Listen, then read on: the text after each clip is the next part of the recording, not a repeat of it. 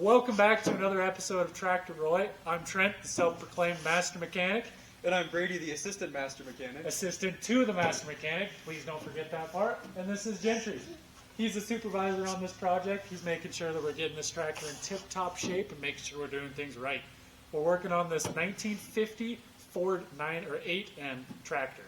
Say, Trent, these tires are looking a little worse for wear. And I'm glad you brought that up because that's exactly what we're doing today. We're going to take off these tires, remove them from the rim, put on some new tires and tubes, and get this thing thrown back together. We don't want to be blowing a tire as we're going down the road going 14 miles an hour If you're lucky. at this top speed. First thing we're going to want to do is make sure this tractor can't start. Perfect, doesn't have a carburetor, we're already halfway there. Next step, we're going to make sure that we're in gear, just so this tractor doesn't roll. Now we're going to want to lock the brakes. We're just going to be really careful about this. Okay, other side.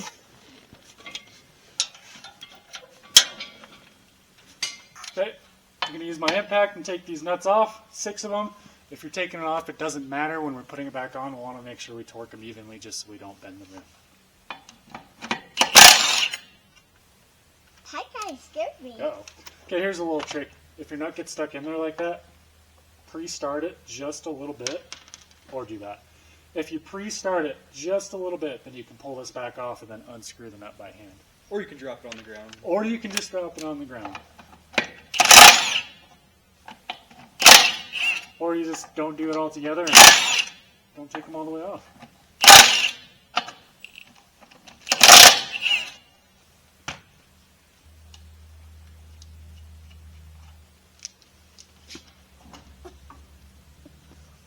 So sometimes you have to give these little persuasion. Who knows when the last time this thing was taken off? Take a step back a little bit. Who knows when the last time this thing was taken off was. So these can get a little rusty right in here, and it can kind of seize up on there. But swift kick or hammer to the tire usually pops them free. So, as the unpaid assistant in this here Assistant to the master Yes. mechanic. it's probably about time I do some work around here.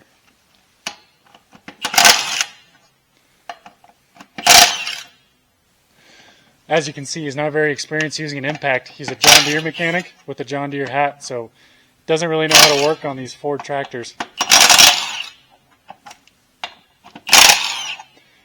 Same process as the other side. We'll take off the rest of these nuts, take the tire off, and get them ready to put the new tires on.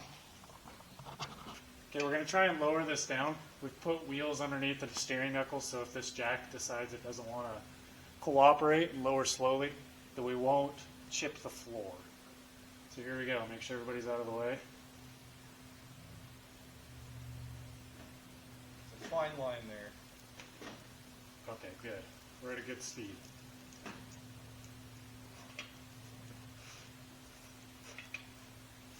We just really want to make sure that we're not going to be underneath this thing if it decides to fall. And so we don't damage this nice heated floor. That's true also. Safety is the most important thing with these things. Nothing's worth getting hurt over.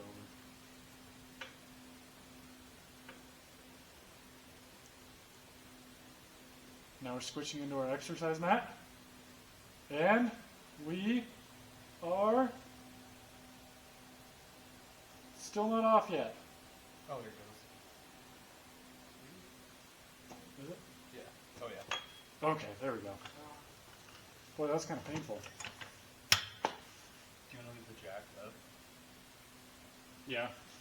I think this is an added safety. Yeah, that's another added safety precaution. A lot of people use the jack also to help stabilize it at another point. A fantastic tip whenever you're having to work under a vehicle, especially if you have a tire off, is you throw that tire that you have off underneath it. So if you're working on a vehicle like under the frame, you throw that tire under the axle. That way if your jack stand ever fails, that you have another line of safety. You want to try and have as much redundancy as possible when it comes to heavy equipment moving and falling on you. So now that we have these tires taken off, as you can see, they're not in the greatest shape. So we'll take them back to the actual Tractor Roy shop instead of the temporary Tractor Roy shop. and we'll get these tires taken off. We got a tire machine that we can use, but I think these rims are going to be too big. Sometimes that tire machine doesn't like bigger rims. It's just as easy to do it by hand, so we'll probably do it that way. And sometimes these skinnier tires can also be more difficult on a tire machine also. It should be fairly easy. We'll just drain the air out of the tubes. We'll run them over to break the bead. You'll see that here in a second. And then Bob's your uncle.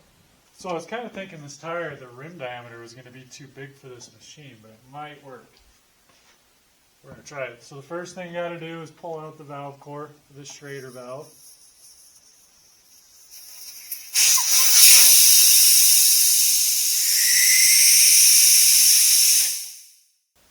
Okay, after letting that sit for a couple minutes, pressure's off of it, so now we can see if this tire machine is going to work or not.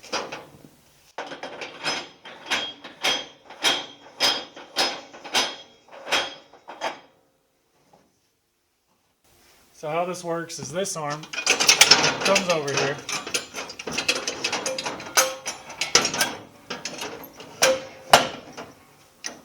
And pushes down on the bead on this side. And then there's one on this side that pushes up from the bottom. This one on the bottom, I kind of don't think it's going to work. But we can always just do this top, flip the tire over, and do it again. The other way that we break the beads on these is by running them over. And it does a really good job with it, but I don't know, with this small of a tire, there's not much room there to drive on. So we'll try it with this first.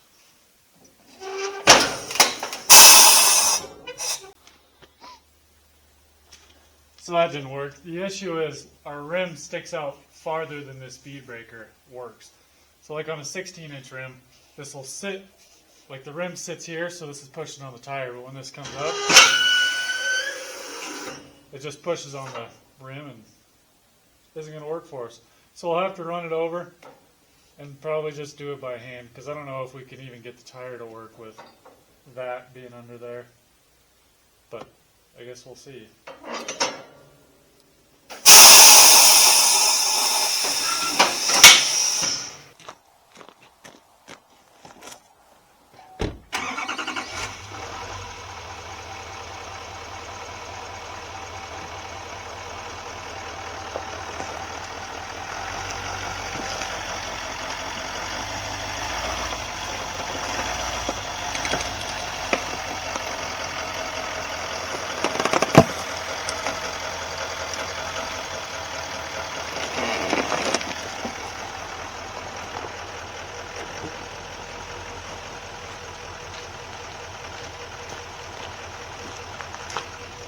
Okay, now that it broke the bead, we're going to push it down the rest of the way.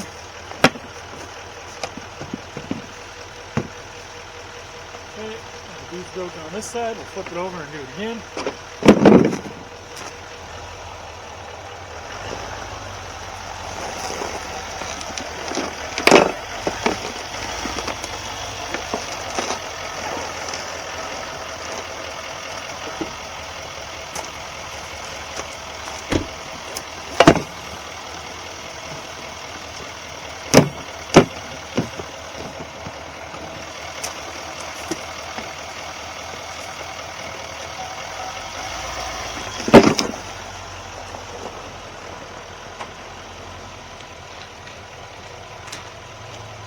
Now that both sides are broken, we'll do the next tire.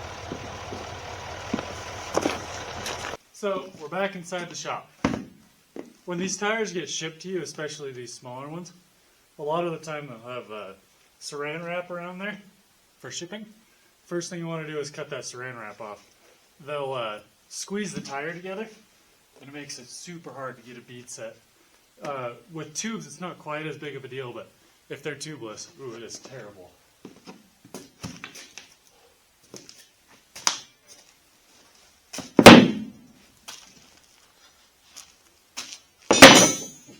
So we're going to take our tire lube, just blue goo, pour into a little bucket, and our brush, and really try and get the bead lubricated. Makes it so much easier.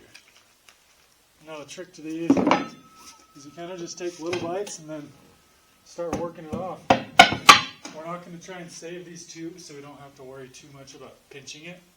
But it is something to keep in mind if you just want to replace the tire and reuse that same old tube.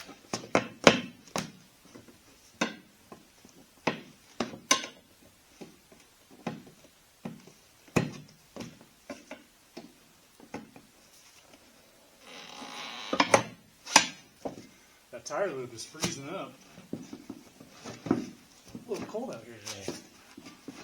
So, now we gotta try and take this tube out, just so we're not fighting it so much.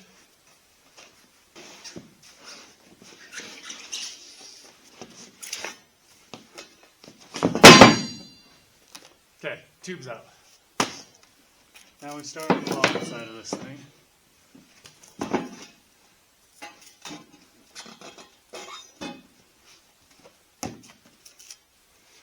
Really, this wasn't as bad as I was thinking it would be for how small it is. I mean, it's still not great, but it's not bad.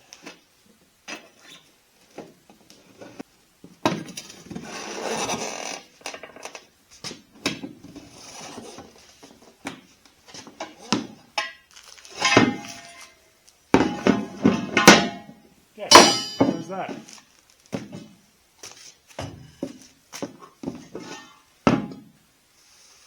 Other than my frozen tire lube, this looks pretty good.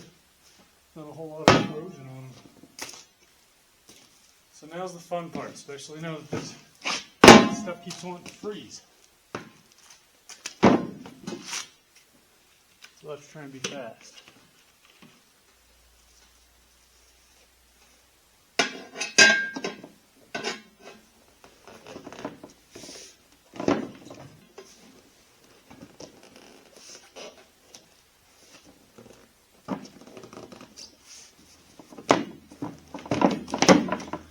Okay, I actually did more than I wanted. Apparently you can do both at the same time on this. Okay. Tube time. So, keep an eye on where the valve stem needs to be, or where the valve stem is on your tire.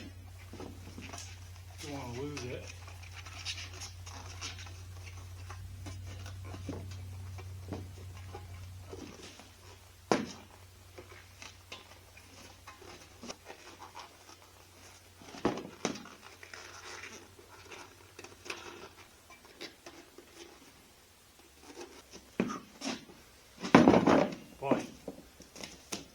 Okay, got that side.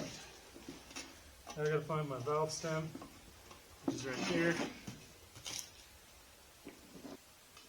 It's right here, but rolled just a little bit.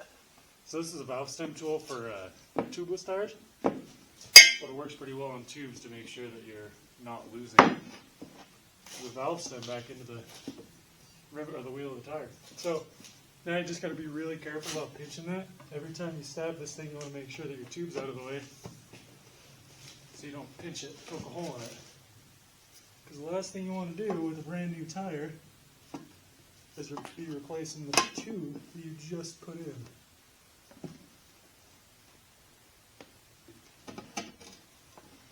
So now, just keep taking little bites till it pops on.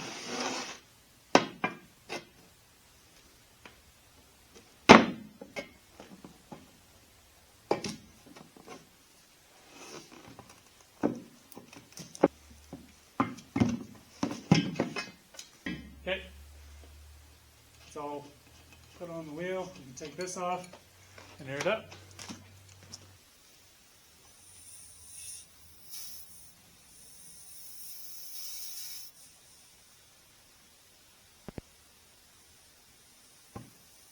There's one.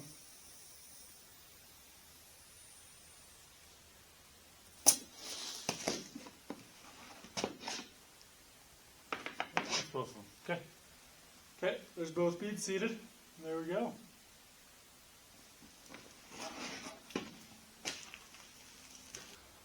Old, new.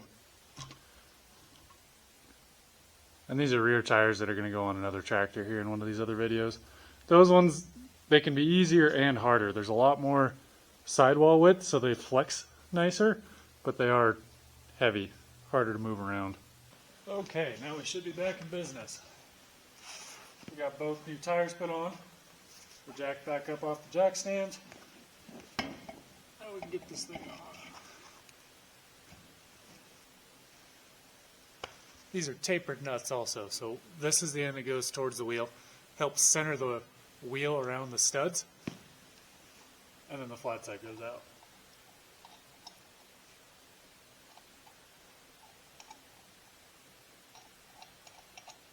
Now I'll tighten them in a star pattern.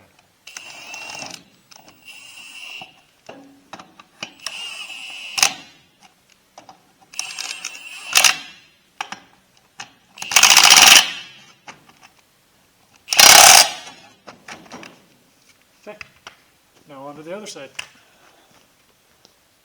And voila. Okay, and just like how we started, gotta pull the jack stands out, lower the jack, and we'll be back on 4 wheels.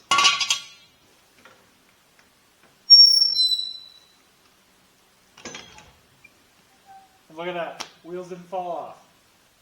Why'd the bicycle fall over? Because he was too tired. But we got 4 tires, so I guess it doesn't really work. Tractors don't fall over, unless you mess up. So it's a different day that we're putting these back on than when we took them off. And I lost my help. I guess they wanted to break. I'm working them too hard. So we got the wheels all put on this thing. We're on 4 wheels again. We can roll it around and move it out of the way if we need to. So now we'll get to cranking on this thing and see if we can get it running here in the next video or 2. Thanks for watching. I'll see you next time.